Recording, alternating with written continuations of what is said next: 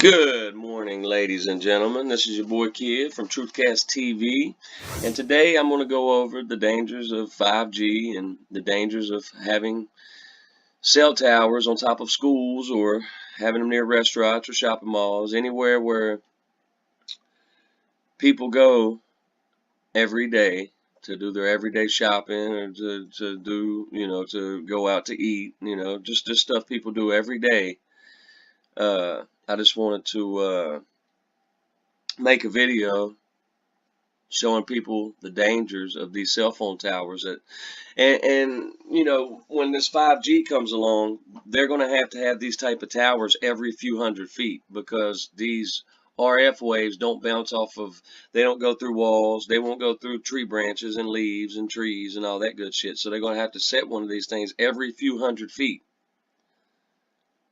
instead of like the old 3G and 4G cell towers.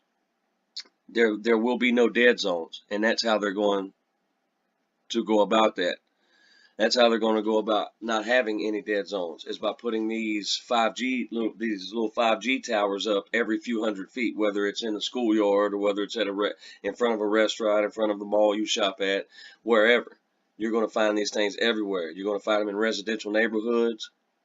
I mean, these towers are going to be everywhere, but I just want to show y'all the dangers of being around one of these or some of these towers. Elementary school, after some parents said it may be linked to several recent cases of childhood cancer. Now, those families at Weston Elementary School in Ripping claim the tower could have exposed their kids to harmful radiation. Sprint says the tower is safe and has operated well below federal safety limits, but the company turned it off anyway and plans to move it to a new location. Carter Evans spoke to the families at the center of the controversy. My son missed growing up with his friends. My son lost all of his hair. It's not something that I wish on anybody, to watch their child go through what our children have gone through. Kelly Prime's son Kyle was just 10 years old when he was diagnosed with kidney cancer in 2016. 5 months later, Kyle's friend and classmate Mason Ferrulli developed brain cancer. 14 hours to get the tumor out, and he had 5 weeks of inpatient rehabilitation. He had to learn to walk, talk, eat, everything all over again. 2 more kids at the school were diagnosed this year. At what point are you saying, we ought to take a close look at the school here? The moment that I found out that Mason had been diagnosed, it popped into my mind that something was not okay. The moms believe the recent increase in cancer cases could be caused by radiation from radio frequency, or RF waves, coming from this cell tower located on the elementary school campus. It is classified as a possible carcinogen.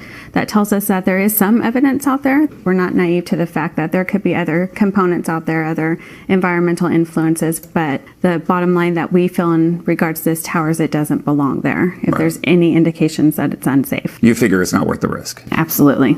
The school district hired engineers to measure the exposure and concluded the tower met government and industry standards in all respects and posed no threat to student safety. The parents hired their own investigator, who found much higher RF levels than the district did, but still within government safety standards. Sprint takes safety very seriously.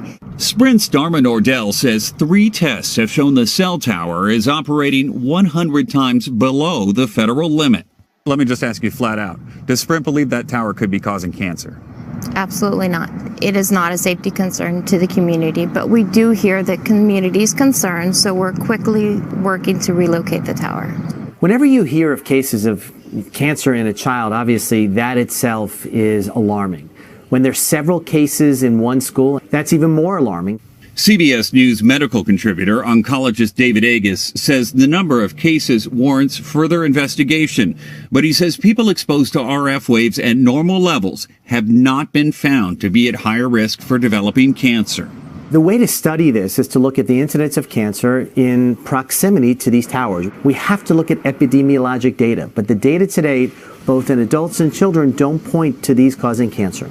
The American Cancer Society says there is very little evidence to support the idea that being near a cell tower might increase the risk of cancer, but it also says very few human studies have focused specifically on that risk. Do you believe The oncologists who say cell towers can't cause cancer? I believe that everybody wants to believe our government. Technology is what it is, and it's growing, and it's growing out of control. Feruli's son's cancer has returned, and he's now undergoing treatment. Prime's son Kyle is in remission, but he still undergoes scans every 3 months. I've looked into his eyes, and I've looked at the fear that he has as a 9-year-old facing something, asking me, "Mom, am I going to die?" It would push you to fight as well. It would push any parent to fight. I won't stop until it's done, until that thing is gone. For CBS This Morning, Carter Evans, Ripon, California. She's right about that. The school district tells CBS News it has been in touch with the California Department of Health and has tested the school's soil and water as well. Now it is waiting for the results of those tests. But you can believe any parent will not stop until they find the answer if something is harming their children. There you have it. What do y'all think? My personal opinion, you damn right it's what's causing them kids to get cancer. I mean, are you kidding me? I mean, one kid gets brain cancer, and then the next kid getting kidney cancer, and then 2 more kids getting, I mean, are you kidding me? I'd say that that's got a lot to do with it. But anyway, I digress. Y'all let me know how y'all feel about that. This is your boy Kid for Truthcast TV. I hope everybody has a great weekend, and I'll see y'all Monday. And just remember, stay woke, and I'm out.